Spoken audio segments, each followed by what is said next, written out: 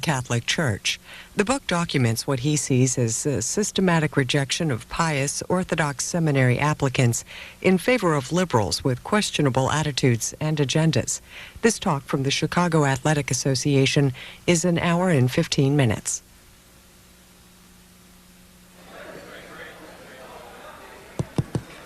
Ladies and gentlemen, if we can have your attention, we're all set to start.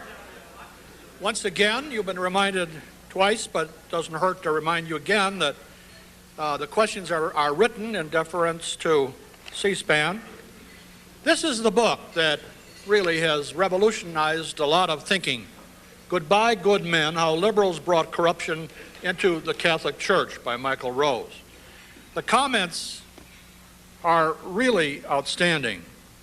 Ralph McInerney, who has spoken here in the past, says, Goodbye, Good Men investigates the training of priests over the past decades and shows how a shortage has been artificially created by keeping good candidates out and admitting effete and unorthodox ones. The scandal of homosexual priests and bishops now testing the faith and loyalty of American Catholics have their origin in the situation Rhodes describes in this book. Another comment by Jim Hitchcock, professor of history who has spoken several times in Chicago, and I think at least once to Catholic citizens. Few books in the past 30 years have shed more light on the continuing crisis in the Catholic Church. In particular, anyone who wishes to understand the pedophilia scandals and how they could have occurred must read this book.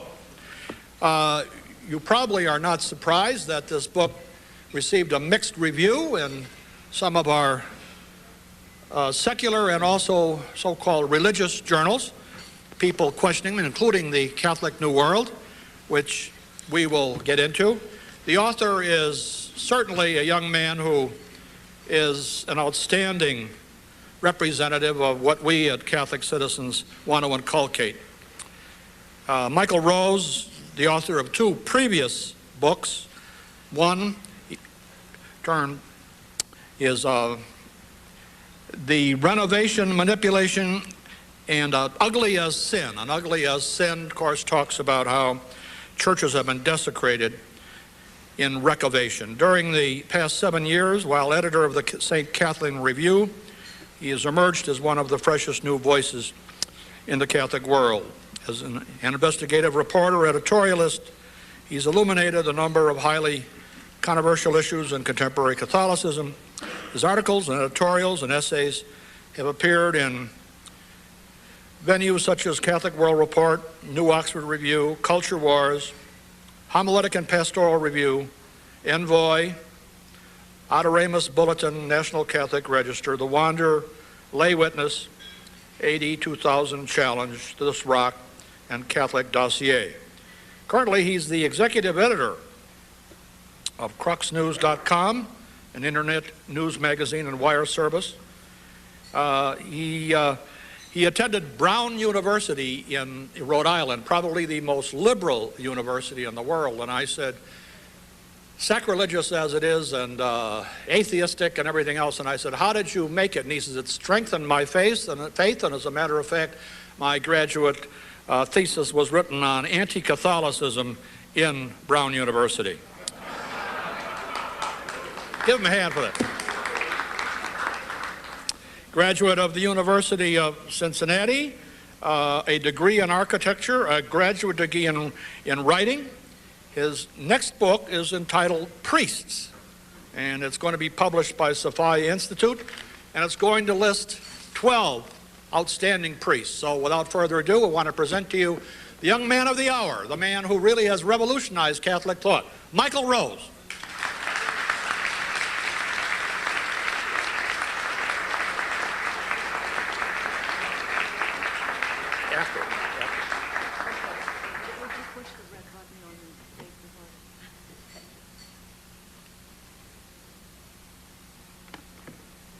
Good evening. I assume since this is a Catholic citizens meeting, there's some Catholics in the audience tonight. Yeah, a few. You know, it's not architecturally correct to sit behind a pillar. So that's a joke from my architecture talk, but anyway. I want to start by asking tonight, how many of you here have heard of the vocations crisis or the priest shortage in the Catholic Church over the last decade or so? A few of you, yeah, some of you. So Chicago, it's a pretty well-educated audience, great. You've probably heard the dire predictions posited by liberal Catholics over the years, predictions that go something like this. In 10 years or in 20 years, there will be so few priests that most Catholic parishes in the nation won't have a full-time priest. Or most parishes will have a Mass only once or twice a month. And one Jesuit priest, way back in 1966, which was 3 years before I was born, predicted that the priest shortage would become so acute in the course of the 21st century that the Catholic priesthood might almost disappear. Now, most of us here probably recall many of the shrill warnings we've been bombarded with over just the last decade alone. The priest shortage calls for a solution. The vocations crisis calls for a solution. And what are some of the solutions that are commonly put forth? Ending the discipline of celibacy. That one's been around since the 1960s. Ordaining women to the Catholic priesthood. That one's got a lot of press, especially in the early 1990s. And also essentially replacing priests with deacons, nuns, or lay pastoral ministers. And I think that one's picked up a lot of steam over the last few years here. But does anyone here really believe that these proposed solutions will end the priest shortage? Will they solve the vocations crisis? How, for instance, does replacing priests with lay pastors solve the priest shortage? In a word, it does not. These solutions posited repeatedly by liberal talking heads are geared toward learning to live without the traditional Catholic priesthood, and I think it's that simple. But I've got news for everyone here. There is no vocations crisis. That's right, there is no vocations crisis. And in the words of Archbishop Eldon Curtis of Omaha, Nebraska, the priest shortage, he says, is artificial and contrived. And those are the exact words he used in a Watershed article that was published in Our Sunday Visitor in 1995. He claimed that the vocations to the priesthood are indeed out there. There are plenty of young men who are not only called by God to devote their lives in service to Jesus Christ and His church, but want very much to answer that call. In fact, many of them do answer that call, only to be turned away. Now, here's how Archbishop Curtis described this situation. It seems to me, he wrote, that the vocations crisis is precipitated by people who do not support Orthodox candidates loyal to the magisterial teachings of the Pope and the bishops, and by people who actually discourage viable candidates from seeking the priesthood and vowed religious life as the Church defines these ministries. And who do you think these people are that Archbishop Curtis is talking about? Who are the people who are discouraging Orthodox candidates? That is, candidates who embrace the teachings and the disciplines of the Catholic Church. Who are the people he's talking about? Well, this may come as a surprise to some, others it will not. He was talking about the very officials who are responsible for promoting and fostering vocations to the priesthood. We're talking here about vocations directors, seminary rectors, faculty members, and formation priests, those in charge of educating and forming future priests for the Catholic Church. And I don't want to be too broad in my sweep here. I'm not talking about all seminaries or all priests or all seminary rectors. I'm certainly talking about some of them, though. And so is Archbishop Curtis, of course. And how does Archbishop Curtis know all this? Why did he feel that he could make this claim? Precisely because he saw it with his own two eyes. Before he became bishop, he served the church as a vocations director and as a seminary rector. And it was in these positions, as well as in the position of the Bishop of Helena, Montana, and later as Archbishop of Omaha, that he came to understand well that the vocations crisis is, as he says, artificial and contrived. Now, one of the most salient points in his 1995 article was that in dioceses and religious orders that promote orthodoxy and do not tolerate dissent, there is no priest shortage, no vocations crisis.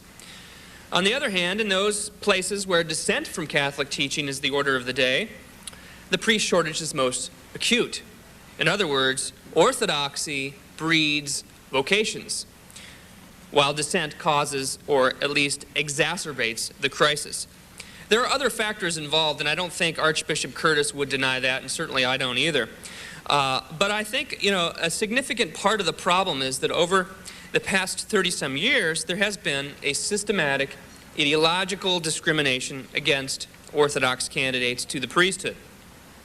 Now, I'll have to say that I found Archbishop Curtis's 1995 thesis quite compelling.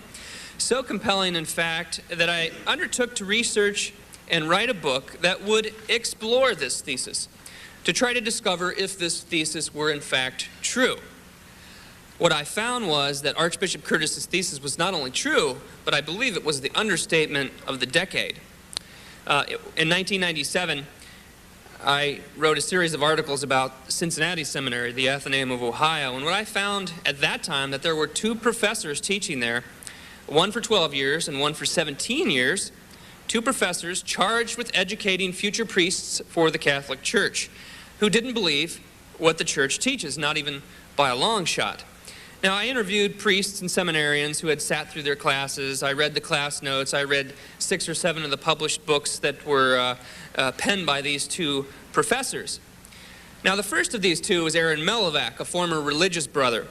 He taught church history and theology. And in just the first 5 pages of the textbook that he wrote for use in his course, he ridiculed everything from the fathers of the church down to the Baltimore Catechism. And that's because the Catechism of the Catholic Church had not come out yet. I'm sure that would have been included if it would have been after 1994. He denied the Catholic doctrine of original sin, and he disparaged the tradition of the fallen angels. And that was all just in the first 5 pages. What he actually taught in his class to seminarians, to potential future priests, of course, was even worse than that. He taught that Jesus' death was not a sacrifice, and that Jesus never instituted the priesthood.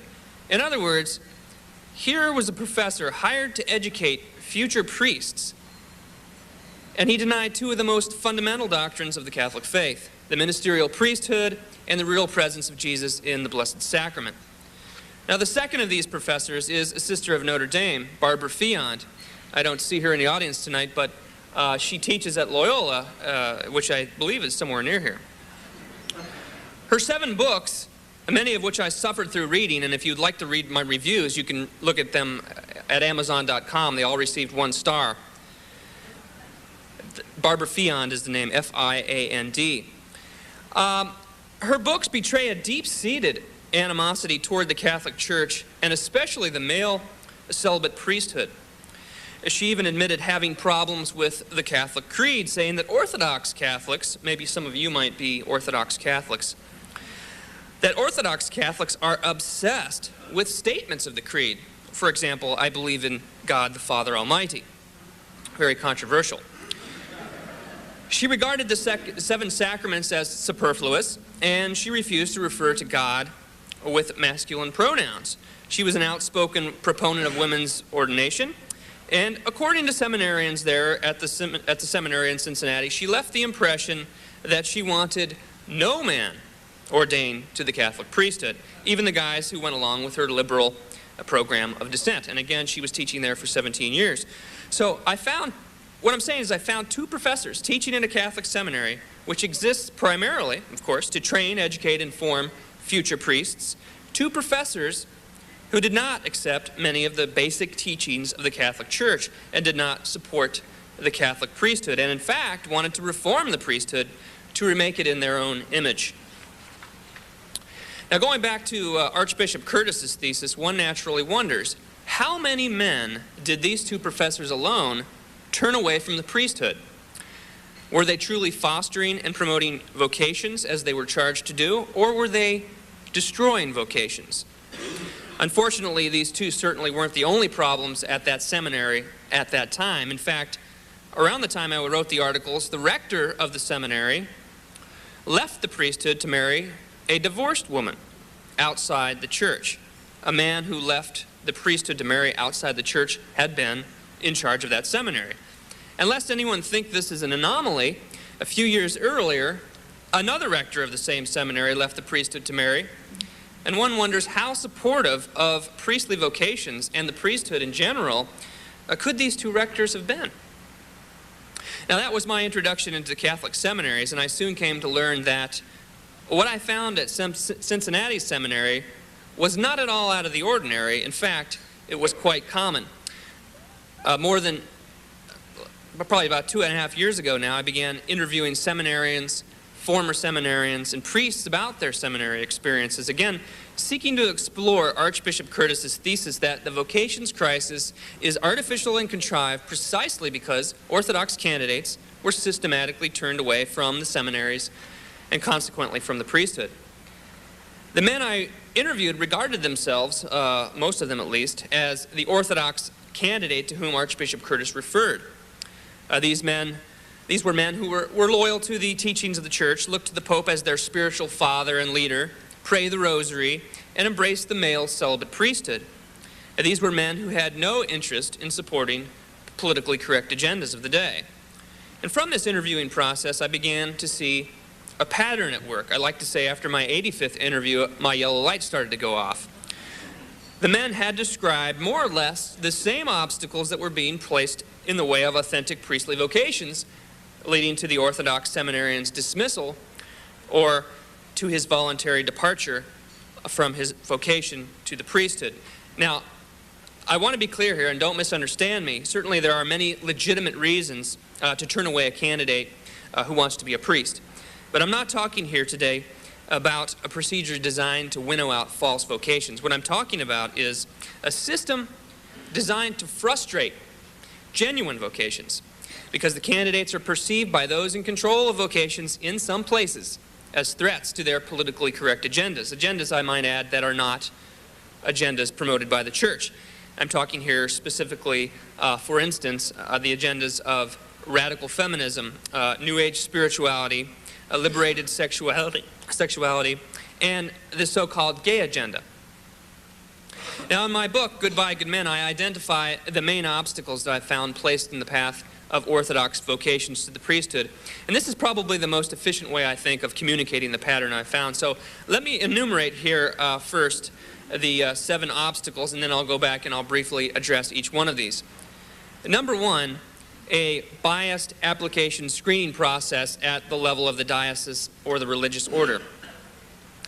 This is where the candidate is subjected to what one might call a political litmus test. Now, not to determine the candidate's suitability, but to ascertain his level of political correctness. Another aspect of this application process is the psychological evaluation administered to the candidate, oftentimes by psychologists who do not accept the doctrines or disciplines of the Catholic Church, especially the teachings on sexual morality. Third, the endorsement of what has become called the gay agenda and justification and acceptance of homosexual practices, even in the seminary itself. This is commonly referred to as the gay subculture.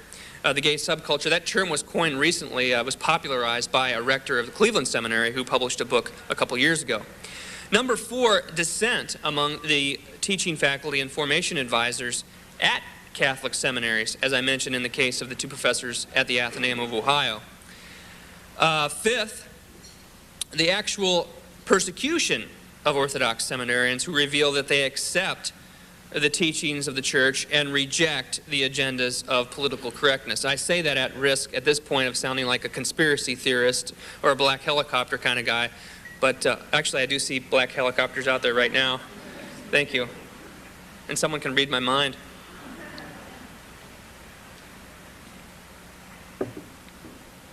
These seminarians are identified as posing a threat to the liberal status quo, as I was saying, and they undergo what some have come to call the Vocational Inquisition. Part and parcel of that persecution or inquisition, if you will, is the abuse of psychological counseling in order to bring the Orthodox seminarian into line, or to make him feel that he is psychologically imbalanced, or actually to use it as an excuse to expel him from his seminary. And the last, which might sound almost benign compared to some of the other obstacles, is open contempt for proper liturgy and traditional devotions in the Catholic Church. Now, I might also add that there are certain man-made obstacles that present themselves even before the Orthodox candidate applies to a seminary. For example, the dumbing down of the liturgy. I know that doesn't happen in Chicago, but it does in other places. Poor catechesis, and often the lack of male role models in the church. Not to mention the spate of sex abuse scandals that have exploded over the last decade. Now, I'd like to go back and address each of these 7 man-made obstacles I enumerated above. First, the application screening process, what I call in my book the Gatekeeper Phenomenon. Now, I think we can all agree that the screening process is a necessary and often a difficult task that the church must undertake. And, of course, the Orthodox candidate would typically expect to be rigorously questioned and sized up, but what the aspiring priest does not expect from this initial process are the unnatural obstacles, those which aren't directly relevant to ascertaining a candidate's suitability for seminary studies. Now, I mentioned earlier the political litmus test, and let me try to explain exactly what this is. First, the applicant must meet with the vocations director and usually other members of the admissions committee. And each of these people who is charged with assessing the suitability of the candidate asks a series of questions. Obviously, many of these questions are pertinent. How do you pray? Why do you think you're called to the priesthood? What is your relationship with your parish? Things along this line. But too often I've found some questions asked of applicants are used to determine not the suitability of the candidate, but how politically correct he is, or at least how open-minded he is to some of the politically correct agendas of the day. Now, here's what this amounts to. If the applicant lets on, and again, this is in certain places, not all, if the applicant lets on that he accepts church teaching, especially on issues of authority or sexual morality, he risks being dismissed as rigid and dysfunctional. Now, let me make this clear. I found that over the past 30 years, many candidates to the priesthood have been dismissed precisely because of political reasons, precisely because they believe what the church teaches. And here are the hot-button issues that are brought up in these litmus tests. The first, the ordination of women. Number 2, the acceptance of homosexual lifestyles. And number 3, the discipline of celibacy in the priesthood. Now, I don't know how many times I've heard that these men, and I'm talking in dioceses and religious orders all across the country, were asked what they thought about the ordination of women to the priesthood. And here's a direct quote from one man who, after years of discernment, applied to enter one of the branches of the Franciscan order. Quote, "At the end of the interview, the vocations director truly shocked me. He said, 'Tim, if you don't believe in the ordination of women, then you don't belong in our order.' I left depressed. I wanted to live in gospel poverty. I wanted to forsake wife and children to preach the teachings of Christ. I wanted to feed the poor with bread and eternal truth. Yet all this vocations director cared about was the acceptance of their redundant political agenda." Now, can you imagine wanting to devote your life to Christ as a priest only to be turned away because you believe what the church teaches about the Catholic priesthood? Is it really fair to be labeled rigid or dysfunctional just because you believe what the church teaches? Well, I think it's not only fair, but many people think it is outrageous. But the fact is that oftentimes, and liberal nuns especially, I don't see any in the audience tonight, although we wouldn't be able to tell who you are anyway. But the fact is that many times those who sit on vocations committees are looking for candidates who will validate their own political agendas. And most often this means they're looking for candidates who dissent in some form from the church's teachings or disciplines, or at least for those who are sufficiently clean slates that they can be formed according to those dissident agendas. Now, I will address the other 2 hot-button issues under the subject of the second obstacle, which is that of psychological evaluations. Part of the initial application process consists of a psychological evaluation, which is, of course, fair enough. And those with certifiable psychological problems probably don't belong in the seminary studying for the priesthood. This is as necessary and as important as a criminal background check, for instance, of the applicants. But a problem arises when the process is abused.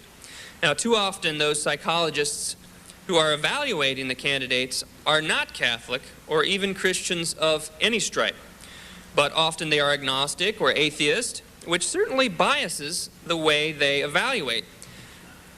The psychologist who still to this day evaluates candidates for the Diocese of Covington, Kentucky, as well as the Archdiocese of Cincinnati, admitted once to a news reporter, and this was published in a local newspaper in Cincinnati in 1991, that he admitted that he was a fallen away Catholic. He said, "One of the things I found I didn't like about religions is they tend to be narrow-minded and exclusivistic." Now, it's interesting, too, that this psychologist was being interviewed because he had just been promoted to worshipful master of the local Masonic lodge. In other words, yes, you heard me right. This psychologist was a high-ranking member of the Masons, an organization that has long been condemned by the Catholic Church. And he also added that he believes in reincarnation and that he has memories of a past life. And I'm not making this up. I can show you the article. He said, "I don't wholeheartedly accept the Christian system of one life, then purgatory, and heaven." Apparently he hadn't heard of hell, but anyway. Now, is there a problem with a person like this, a man who rejects the Church's teachings and believes that he has memories of a past life? Is there a problem with him determining the psychological suitability of applicants to the seminary? Remember, he said he finds all religions narrow-minded and exclusivistic. Even though the Masons, I think they only let in males, which would be a little bit exclusivistic, I would think. But can this sort of person be objective in evaluating candidates who explicitly embrace the teachings of the Church? Well, one at least wonders. Now, invariably, many issues of sexual morality come up during these psychological evaluations, as well they should. But too often when the applicant makes it clear to the psychologist that he's ready to embrace lifelong celibacy, he's sized up simply as a nut. Having a disintegrated personality or an immature sexuality. Too often when the applicant makes it clear that he doesn't accept the gay lifestyle or homosexual acts, he's sized up as rigid and inflexible or unyielding, intractable, and all those synonyms. I just ate. The end result may well be that the applicant is given a very poor psychological evaluation precisely because he is an adherent to what the Catholic Church teaches regarding sexual morality and embraces the discipline of celibacy in the priesthood. Now, the psychological evaluation has been so abused as part of the application process that in 1999, the Catholic Medical Association was moved to write a position paper to address this issue. The paper stated in part, "There are numerous reports that mental health professionals who do not support teachings of the Church on sexuality have been chosen to evaluate candidates for the priesthood and reject candidates who do accept the Church's teaching on grounds that they are rigid. There are also reports that some mental health professionals do not report homosexual attractions and other conflicts in candidates for the priesthood to diocesan officials or religious superiors." Again, that was written by the Catholic Medical Association in 1999. And what it affirms is that applicants who reveal themselves to have homosexual attractions or present an otherwise perverted sexuality are given the green light, while candidates who believe what the Church teaches are dismissed as being rigid and intractable. Now, something is very wrong here, and the situation prompted the Catholic Medical Association to make the following recommendations. And I quote, "Mental health professionals chosen to evaluate candidates for the priesthood should, as far as possible, share the cultural background of the devout, faithful, mature candidates they are to evaluate. The professionals should be Catholics in good standing who support the Church's teaching on sexuality, life, contraception, homosexuality, celibacy in the priesthood, the ordination of only men, and the hierarchical structure of the Church." Now, one of the most significant issues here, especially in light of recent events, is that of homosexuality. If the psychological evaluation process, at least in many places, is weeding out the Orthodox who accept church teaching on sexual morality, and at the same time allowing homosexuals to advance into the seminary, you're naturally going to have a problem with a disproportionate number of gay seminarians. And that leads to obstacle number 3, which is the gay subculture. Now, 2 years ago, the rector of the Cleveland Seminary, as I mentioned earlier, confirmed there are many seminary faculties which include a disproportionate number of homosexual persons. And he commented that straight men in a predominantly or significantly gay environment commonly experience self-doubt. And ultimately, many healthy heterosexual men leave the seminaries precisely because of this gay subculture. And I believe that when Bishop Wilton Gregory went over to the Vatican Summit in April, he made the same exact point. And I think this does stand to reason. How can a healthy heterosexual seminarian, in many cases, expect to be properly formed and prepared for the Catholic priesthood when constantly subjected to that which is so clearly contrary to church teaching? Now, I think this is arguably the single most devastating obstacle to priestly vocations. And to understand the magnitude of the problem, consider this. The gay subculture is so prominent at some American seminaries that these institutions have earned nicknames such as the Pink Palace, Theological Closet, and Notre Flame. To illustrate the problem, let me quote from a letter written by a former seminarian, now an ordained priest, to his rector. Upon my arrival at seminary, I assumed there would be some gay students. I also assumed that I could handle that. I am a straight man, not a homophobic monster. Still, nothing could prepare me for the underculture of homosexuality that has been supported by the formation staff. The other problem is that if a straight student complains about this, he gets blackballed as a conservative. To be at events where guys seem to have their supervisor priest's blessing to be out proud and open about their homosexual love life really bothers me, and I am not alone. Now, this letter was written in 1999. At St. John's Seminary in Boston that same year, one seminarian was sexually harassed by another seminarian so threateningly that he was forced to file a restraining order against his classmate. And he did so only after the administration would do nothing to protect him. But what's even worse than that, I think, is that the victim was scolded by seminary administrators for embarrassing the seminary. And the harassing gay seminarian got off with impunity. In fact, the victim left the seminary while the harassing seminarian advanced toward ordination.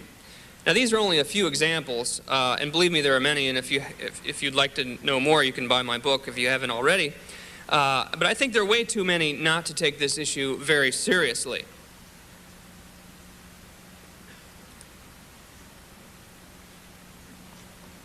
Now, on to the fourth obstacle placed in the way of Orthodox vocations to the priesthood: open or subtle dissent from the teachings of the Catholic Church in the seminary environment itself.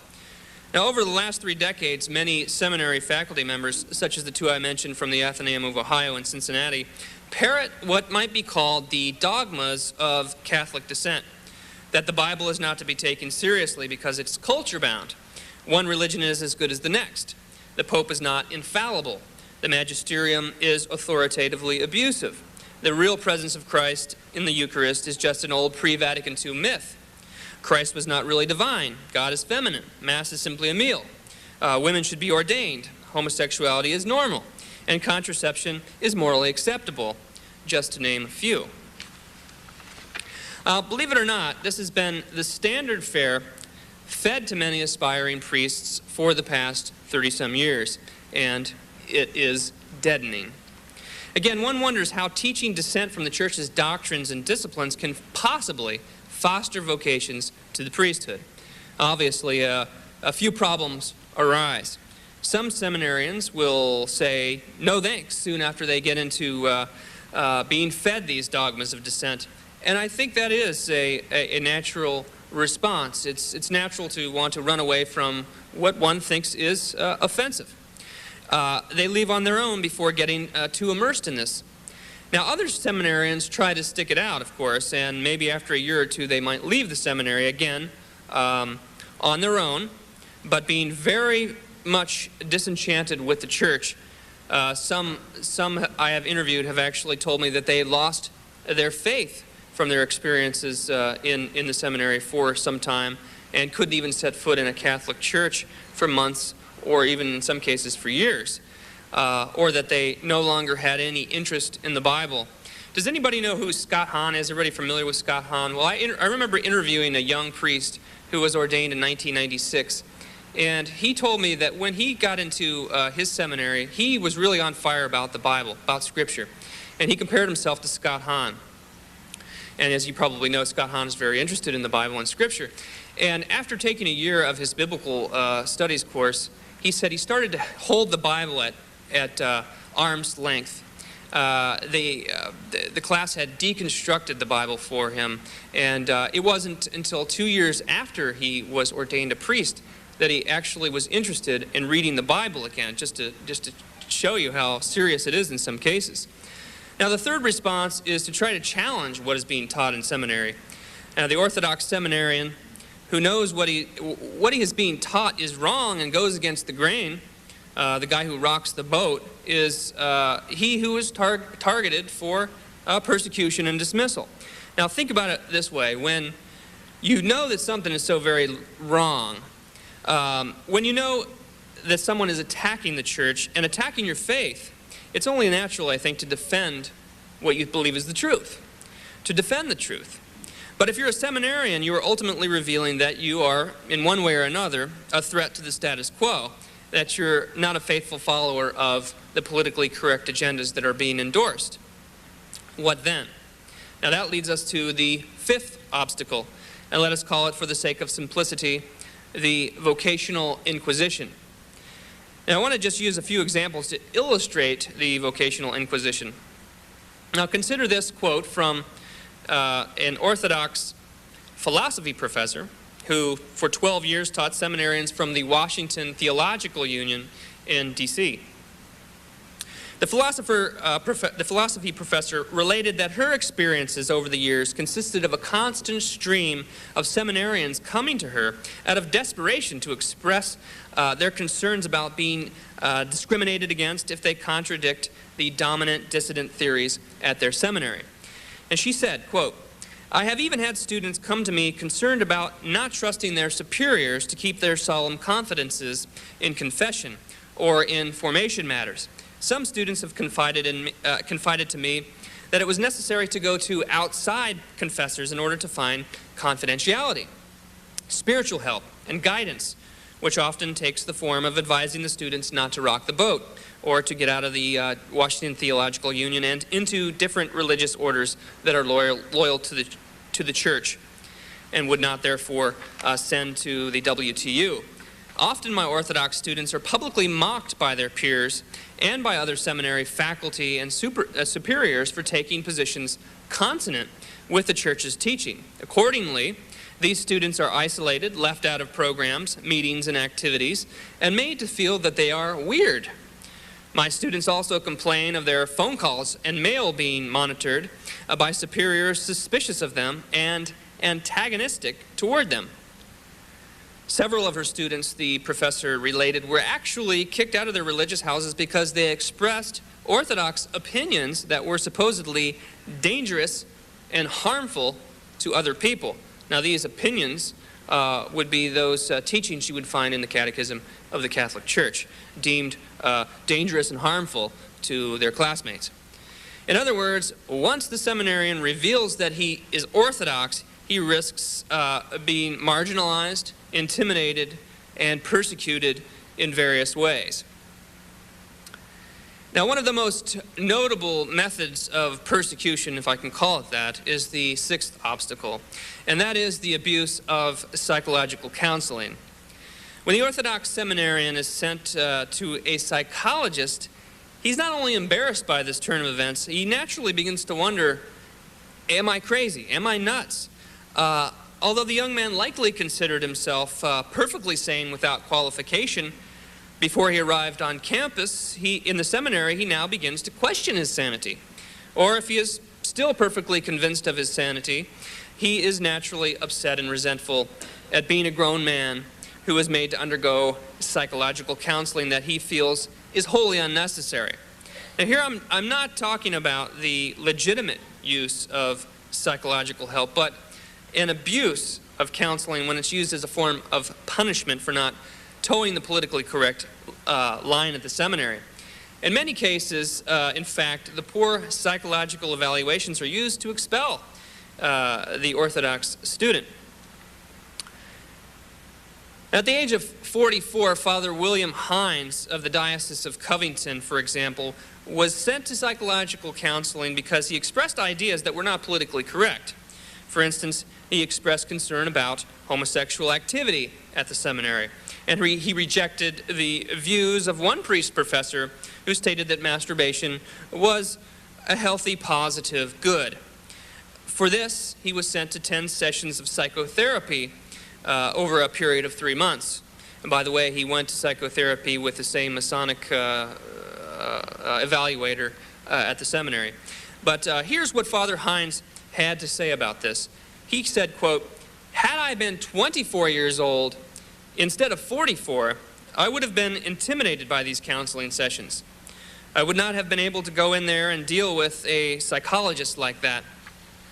However, at my age, I knew that I wasn't screwed up, and I wasn't intimidated by my failures and my shortcomings. This type of intimidation by psychological pressure, very few seminarians can survive."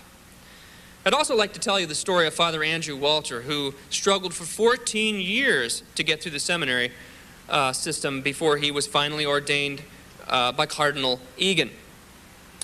When Father Walter was a seminarian at St. Mary's in Baltimore, he was sent to the New Life Center in Virginia for a 2-day psychological evaluation. He was said to have behavioral problems. And what were his alleged behavioral problems? Defending church teaching and objecting to the gay subculture at his seminary. Father Walter was subsequently diagnosed with severe sexual disorder, histrionic personality disorder. But that's not all. The therapist also included on the list of his problems, quote, "a distorted negative reaction to homosexual behavior in others," and actually accused Father Walter of being a repressed homosexual. Now, a psychologist who later evaluated the same test data used to make this diagnosis concluded that the result of this psychological evaluation was trumped up, calling it a violation of ethics. In other words, Father Walter had been sent to receive a false evaluation in order that the seminary would have an excuse to expel them, which it did. And in all likelihood, that evaluation would have prevented Father Walter from entering another seminary. In his case, however, he got a second opinion that showed he had no evidence of any personality disorder. Again, this case is not an anomaly. It's part of a well-documented pattern. And consider this. According to psychiatrist Dr. John Francis, writing in a 1997 article in Homiletic and Pastoral Review, and I quote, "If 1 or 2 years of psychological counseling on a fee-for-service basis is not successful in alienating the man from his faith in the church, he is given a negative recommendation from the psychologist, which usually means another dismissal and another lost vocation." The Catholic Medical Association also addressed this issue in a position paper on the use of psychological counseling for seminarians. The paper explained that many reports had been made to the association that seminarians who in the course of their studies expressed support for the teachings of the magisterium, the catechism, and sacred scripture, particularly on the issues of sexuality and homosexuality, were told that they were rigid and divisive and need psychological counseling, or at least a new psychological evaluation. And only when retested after exhibiting signs of orthodoxy were they diagnosed with having serious psychological problems, which led to their dismissal from the seminary. And here's what the Catholic Medical Association recommended: that seminary faculty should be clearly informed that adherence to the teaching of the Church on sexuality, and particularly on homosexuality, is not a sign of rigidity or mental illness, but of mental health. No seminarian should be referred for counseling or retesting because he supports Catholic teaching, which most of us would probably think is good old-fashioned common sense. Now, the last obstacle I want to touch upon is the liturgical and devotional piety, which, as you may guess, has not been exactly politically correct in many Catholic seminaries for the better part of the last 3 decades.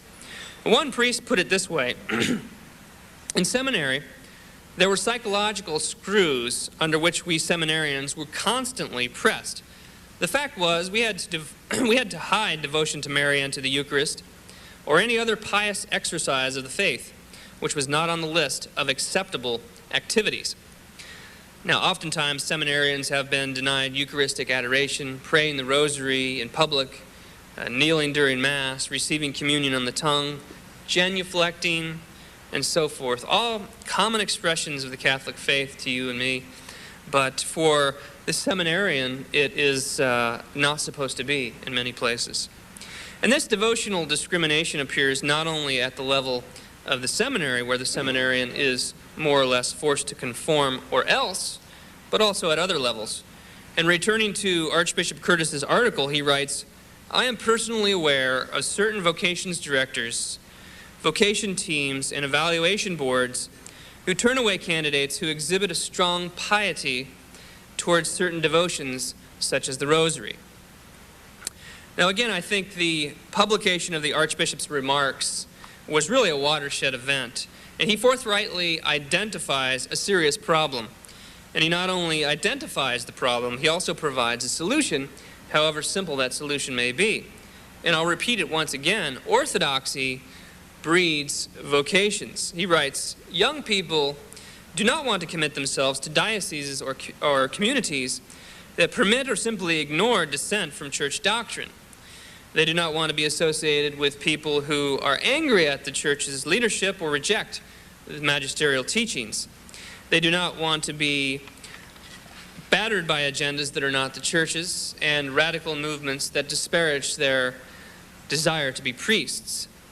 Now, Archbishop Curtis proposes looking at those dioceses that have a proven record of success when it comes to priestly vocations. Now, these are dioceses such as Arlington, Virginia, Lincoln, Nebraska, Peoria, Wichita, Omaha, Rockford, for instance. Well, it just so happens that the most obvious common denominator is that these dioceses primarily, though not exclusively, of course, send their seminarians to one particular seminary, one that is, in fact, busting at the seams with aspiring priests, and that is Mount St. Mary's in Emmitsburg, Maryland. Is it a perfect paradise? Probably not. But I think at least it provides a starting point for a model for the Catholic seminaries. Father Kevin Rhodes, rector of Mount St. Mary's, echoed the Curtis thesis when he explained the reasons for his seminary's enduring success. He said, "We are faithful to the magisterium and carefully follow all the Vatican documents on priestly formation. No one is in dissent here." And he didn't say only 30% of us are in dissent here. He said that no one is in dissent. And in closing, I'd like to contrast life at Mount St. Mary's with the 7 obstacles I presented earlier. And here's what characterizes life for seminarians at Mount St. Mary's. Here's what characterizes a successful seminary: zeal for Catholic orthodoxy and traditions, including traditional devotions, for example, public rosary and regular Eucharistic adoration and benediction of the Blessed Sacrament. Emphasis on personal prayer, holiness, and sanctification through the sacraments, especially the Eucharist and penance. Preaching that reinforces and expounds upon the whole of the Catholic faith, including distinctively Catholic doctrines. Strong devotion to the Blessed Virgin Mary, particularly through the Rosary and Scapular. 5, no flagrant liturgical abuses. 6, active involvement in pro-life efforts. 7, enthusiasm for evangelization. 8, a clear priestly identity as the Church defines the ordained ministry in all its sacredness and solemnity. And now notice this list didn't include psychological counseling, persecution of Orthodox seminarians, or tolerance of the gay subculture. Rather, I think it is at least the beginning of a formula for success. And in the words of Archbishop Curtis, if we are unwilling to recognize the reasons for the successes, then we allow ourselves to become supporters of a self-fulfilling prophecy about the shortage of vocations. Thank you.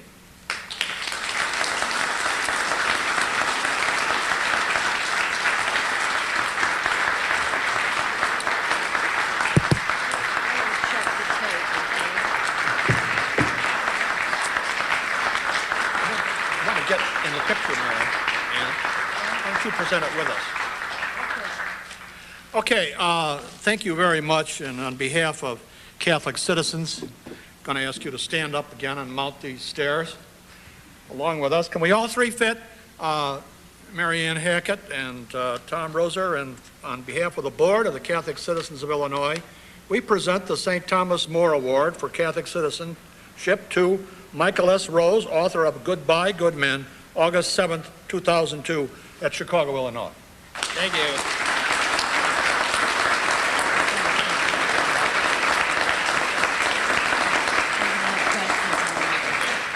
Okay, now we have some questions, and we have taken them in writing, and thank you very much.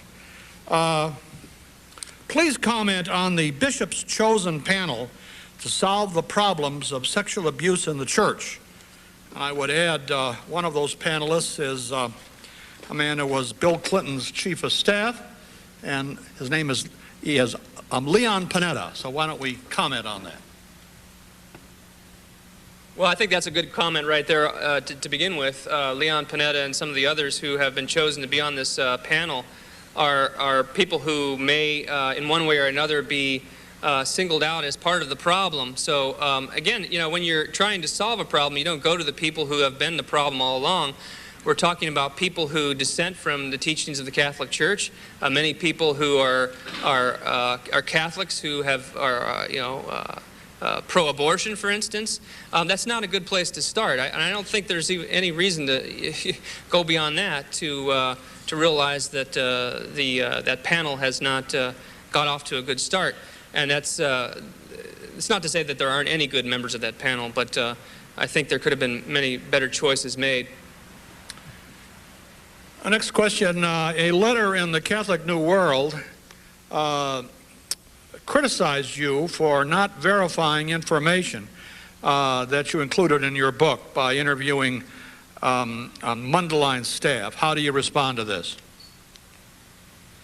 Yes, it was. There was a review, a book review in the Catholic New World, which was also reprinted in various other places.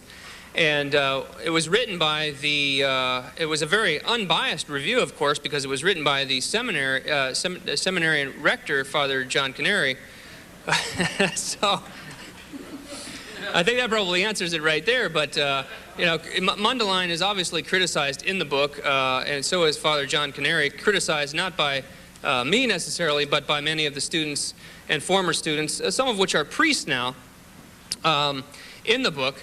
Part of the criticism centers on the fact that I don't come to the seminary rector himself and get his denial. But in fact, if you do read the book, and if I would invite Father Canary to read the book, I do present their side of the story from the formation director, who denies all of the charges. And I think one of the parts of the problem, a big part of the problem over the last 30 years are three things. One, denial. Two, denial. And three, denial. And I can't emphasize that enough, because there's definitely a willful state of denial that has been going on for the last 30 years when a seminarian or a priest even complains about what's been going on in their seminaries. They are marginalized, told that they're nuts or so forth.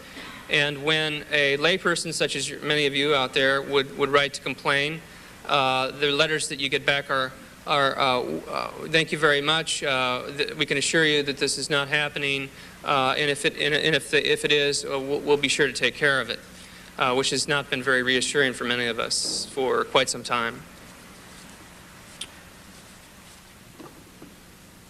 Is it not true that, is it not possible that at least some dioceses will suffer vocation shortages in the foreseeable future, even if bishops follow your advice?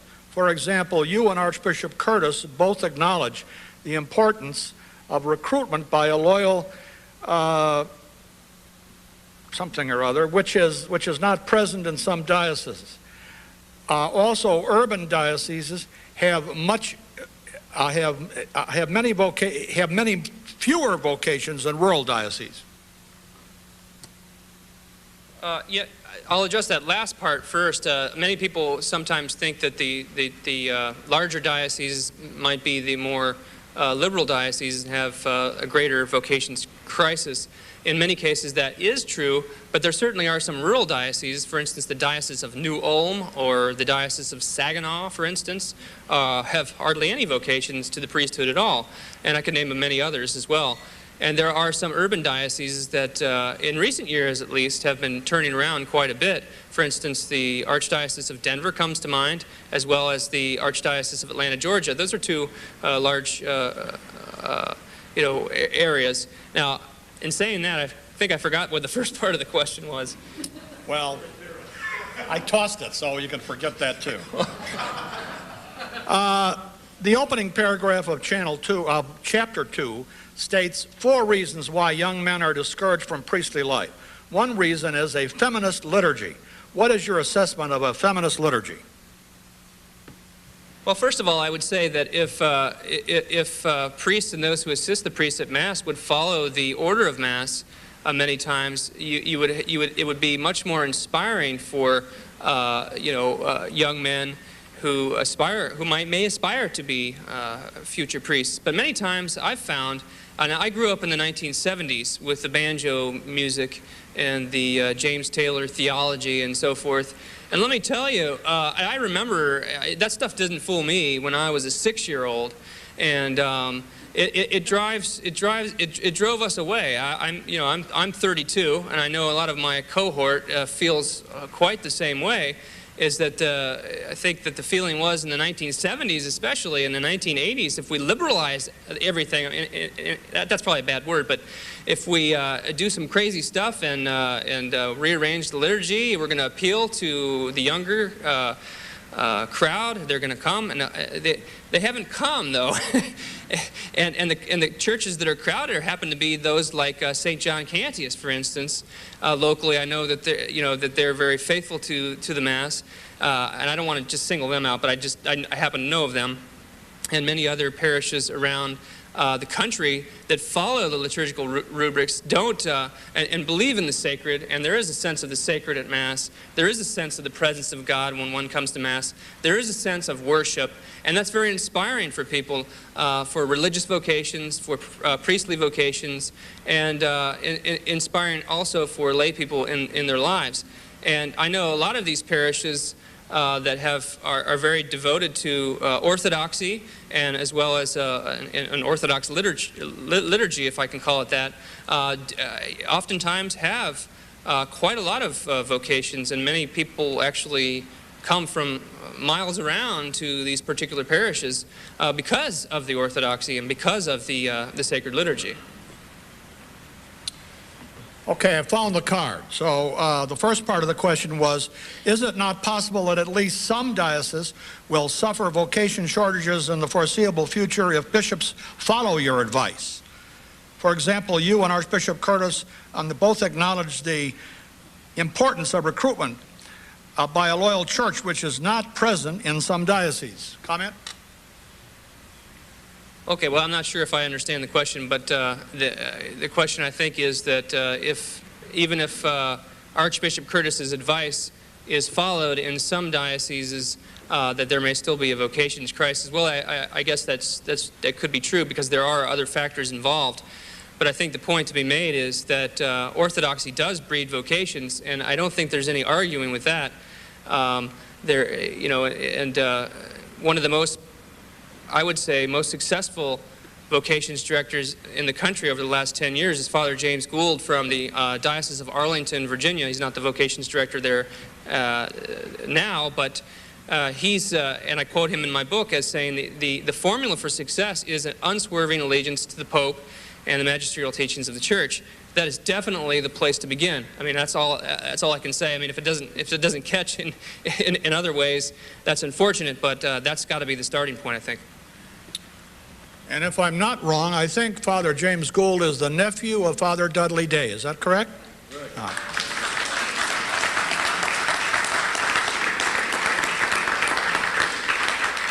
What is your response to the claim that your book was inadequately researched and anecdotal? Oh yeah, I've really enjoyed some of the responses to my book. My favorite, I think, was the one from Our Sunday Visitor. Put a little piece in a month after they gave me a fairly decent review, and the second review, I guess they reconsidered or something. It said that I didn't do any original research. So I called the editor up and I said, if I wasn't doing any original research over the last 2 years, what have I been doing? I said, I hired 2 research assistants. I mean, the claims have been very, very odd, and oftentimes they have come from people who, and in some cases, admittedly so, have not read the book. And I would invite those people to read the book, and they can. I present evidence that's not only anecdotal, although there are plenty of anecdotes, because I think to get across some of these issues, we really need to hear from the people in the thick of it, personal accounts, but also from previously published sources, from documented evidence that's quoted, and from class notes. I don't know how many classes I listened to, notes I reviewed, syllabi, books, and so forth. These are not anecdotal things. These are things that are written in black and white, and they are presented in the book. Isn't there a danger that if hate crime laws cover homosexuality, criticism of them and those promoting it will be a crime? It is so in Canada. Yes. Succinct. For decades, the obstacles, dissent, liturgical abuses, and scandals were known by the Catholic media, yet they remained silent. How was that possible? Well, it's possible because a lot of the people in the Catholic press oftentimes don't want to, I think they look at it as they don't want to embarrass their church. On the other hand, there have been newspapers such as The Wanderer, for instance, for years has been documenting a lot of the problems that have come to light in the Boston Globe and in other places recently. And The Wanderer is often written off by many in the Catholic Church as being, a little wild-eyed or what have you. But I think they've been vindicated a lot in the last 6 months or so. And I would have to encourage the Catholic press to be, honesty is the best policy. We always need prudence, and we need to present the facts charitably and so forth. But I don't think by hiding the truth, anything really good comes of that. I think we all know that now, after seeing how much has been covered up over the years and now has been brought to light, and we can see that the worst part of it has been covered up, and that the problems have not been taken care of, and so forth. Could you comment? Do teachers in the seminary and priests put their souls in jeopardy by teaching what they know or should know is not true, or are they not culpable because they really believe they are doing the right thing? That's a theological question. Well, it's a theological question, I guess, on one level, and I don't know if I'm prepared to give a theological answer. But what I can say about it is I think that, of course, any time that anyone knowingly is... what we're dealing with here are actually some seminary professors, for instance, who are actively undermining the teachings of the Catholic Church. And as I say in the book, it might be a a perk to teach their own theology that doesn't happen to be a Catholic theology. But what they're really, some of them have been doing, some by their own admission, is teaching in a Catholic seminary in order to train seminarians not to be priests, rather than to train and educate them and form them to be priests. And of course, I think there's certainly a lot of culpability that goes along with that, and the accompanying jeopardy. Did you collect any data on the Catholic Theological Union of Chicago? It is reputed to be the largest ministry school in the U.S., and it also educates many women with the hope of ordination alongside seminarians. And some call it a hotbed of dissent. Just today it made news in the Chicago Trib in reference to its former student and canon law professor, Father John Hewells, on the resignation for abuse. What do you know about that? As I was telling a few folks earlier tonight, I was working with 1,600 pages of notes when I came to writing my book, which is a 288-page book in the hardback edition. But there were a lot of things I couldn't follow up on, or I just through time. And the Catholic Theological Union is certainly one of them that I've heard about for years and years. And many of you probably may even know more than I do about it. But it does have a very liberal reputation, probably one of the most liberal when it comes to theology and the disciplines of the church in the country. And I mentioned in my talk the Washington Theological Union, which is very similar.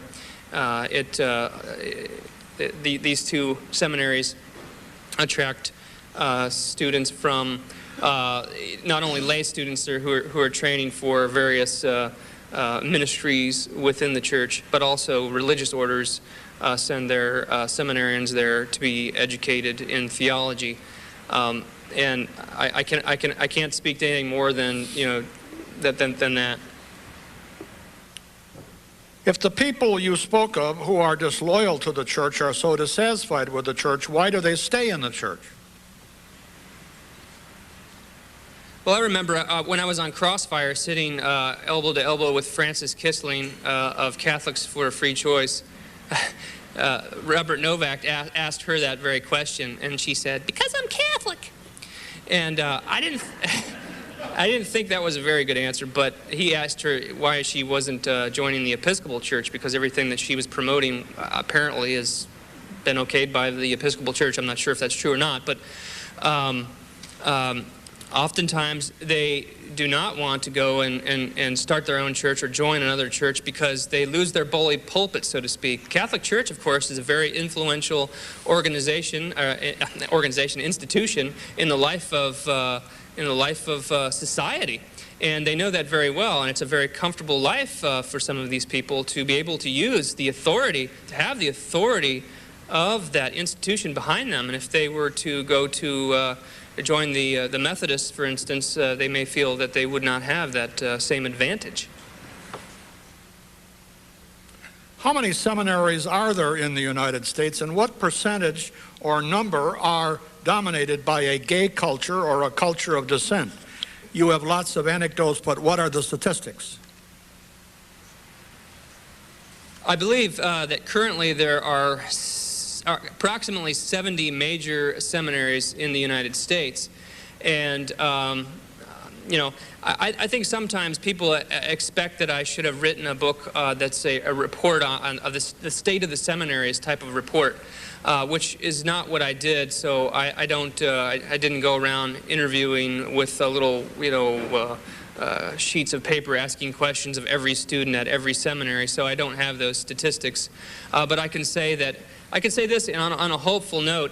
I think that the seminaries across the board are at least, I don't know how consoling this would be, but at least are improving.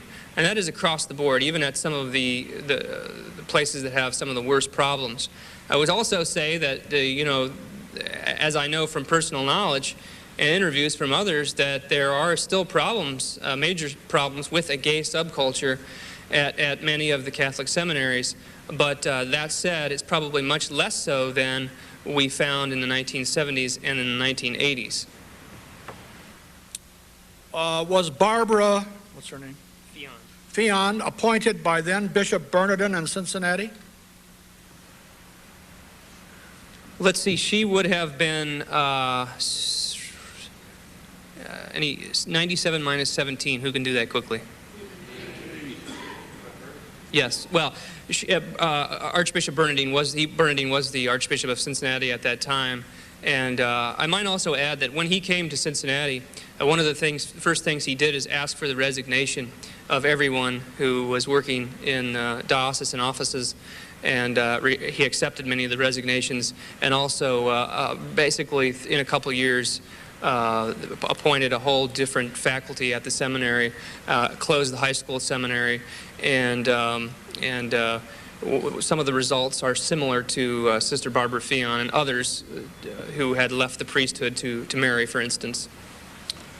This is sort of a repeat, but I think it takes an interesting twist. You've been accused of sloppy journalism. Just what were your methods of research and reporting? One of the methods I used was, as I said, the interview process, which is probably what I'm being criticized on most of all. And as I think I said earlier, I conducted 150 interviews over the last 2.5 years or so. 125 of them were priests, seminarians, or former seminarians. Some were kicked out, and some of the criticism centers on how these guys just have axes to grind, that sort of thing. Well, I would say also that half of those that I interviewed are priests now, and I had to make the judgment as to whether they have axes to grind or not. And I would say most of those who I met, certainly the vast majority, I would say 99%, did not have axes to grind. They wanted the truth to be told so that that these problems could be taken care of, could have been fixed. Could I have interviewed 1,500 men instead of 150? I could have done that, yes. It would have. My book would have been out in 2017 or so. But you have to stop at some place. And again, I think another point to make is that I wasn't writing a State of the Seminaries report. As a matter of fact, Sister Katerina Schuth did that a few years ago with some grant money. And she teaches at, I believe, the Minneapolis St. Paul Seminary. And her conclusions were that seminarians are basically ignorant and don't know their faith, and want to embrace the traditions of Catholicism, which they don't understand. I read the book, and I didn't think it was very helpful. So that book is out there for anyone who wants to read that sort of State of the Seminaries report. Finally, a question from me. If you had a young man who came to you and asked you to list the good seminaries that he could consider entering, possibly 3, what would they be, and would Mundelein be one of them?